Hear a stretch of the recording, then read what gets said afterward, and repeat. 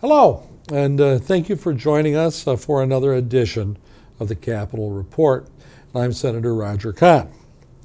Today we're joined by Dave Adams, CEO of the Michigan Credit Union League, and a fellow with a heck of a credential. He teaches at the University of Michigan and at Wayne. He comes to us with a background from state of Washington and from Utah, in all of these places as an expert in credit unions.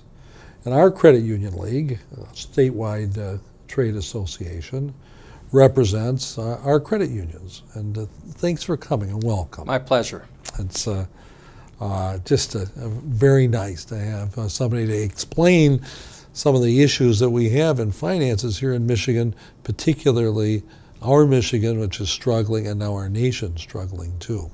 Some of the issues that our viewers mentioned to us were basic things like explaining what a credit union is and who's eligible and the values in a credit union.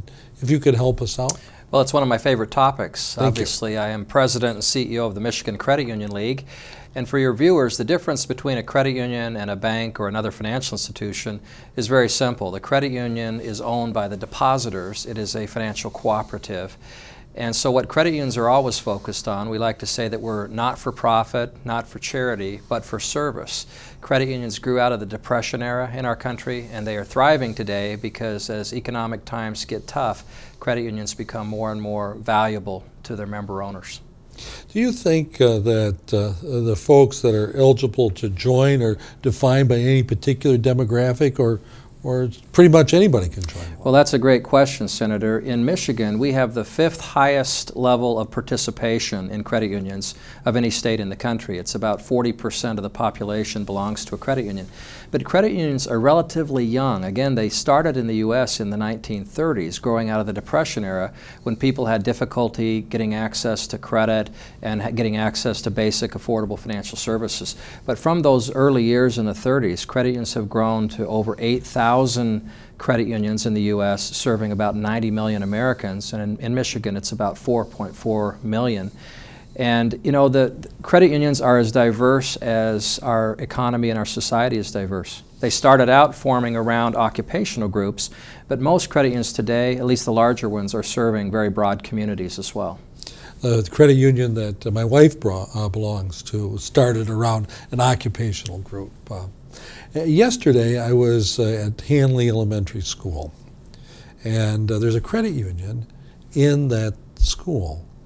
And this is an elementary school.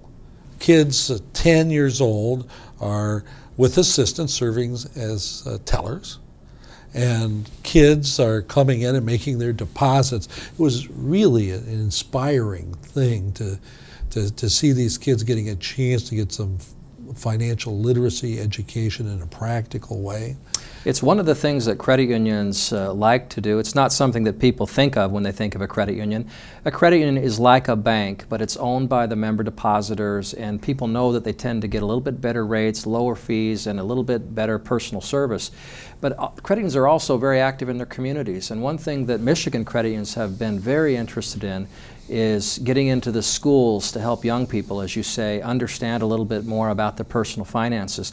One way that credit unions do that is we have about 300 credit union branches in middle schools and high schools and in grade schools in some cases, where these young people are getting a chance to actually work in a credit union branch and do basic transactions with their fellow students, with adult supervision, I might add. And it's a great opportunity for them to learn about basic finances on both sides of the transaction, if you will. You know, right now, as we said at the outset, in Michigan and across our country, we're having some troubles with foreclosures. And the notions of what those kids were learning and what you're teaching them in the school-based credit unions about financial responsibility and literacy, I think that that's something that we really ought to talk about a little bit. Where are we in terms of a need for changing education, or what are we doing to help our people out with financial literacy? Well, you know, Senator, in our society we talk a lot about physical fitness and mental wellness. We don't talk as much about financial fitness. And yet if you look at our economy, some of the pervasive things that are happening in our economy can be tied directly to a lack of financial literacy and financial education. Let me give you a couple examples. We have a high bankruptcy rate, we have a high foreclosure rate, our personal savings rate in this country has plummeted. In the 80s, it was typical for households to save about 10% of their disposable income. Then in the 90s, it ratcheted down to 5% of our disposable income. For the last couple of years, we've been at 0, and in some cases negative, so we're spending more than we're earning as a society. That's a pretty scary thing. This is as low as it's ever been. Well, I guess if it's Since the negative, Depression. it can't get any worse than this, I suppose. Right.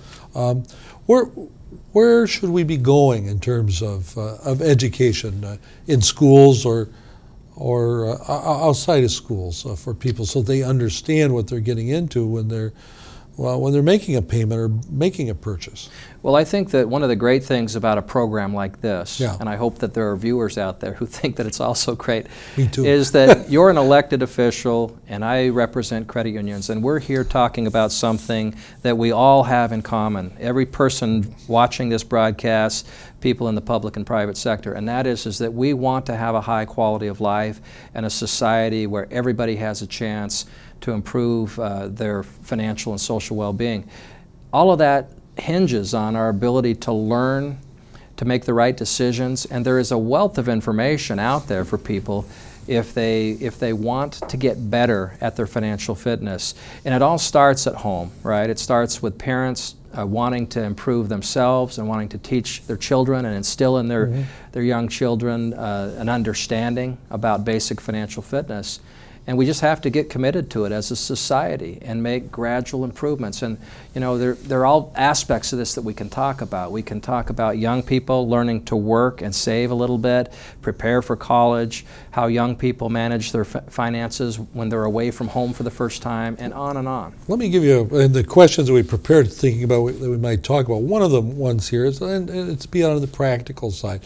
What are the sort of things that an individual needs to think about when they go to purchase a home? Do you have a few tips that you can share with us? Absolutely. And you know, this is just one transaction, but it's a good one to talk about because we're in what many have referred to as a housing-led recession. So how did we get here? Well, part of the problem is that there's some responsibility for the borrowers. There's certainly some responsibility for some of the lenders who didn't lend prudently, and we think that these are the lenders outside the bank and credit union ranks, unregulated mortgage brokers for the most part. But what people need to think about, first of all, in any financial transaction that we might talk about, personal responsibility is critical. And the most important financial transaction that anyone's probably ever going to make is buying a home because of the amount of money at stake.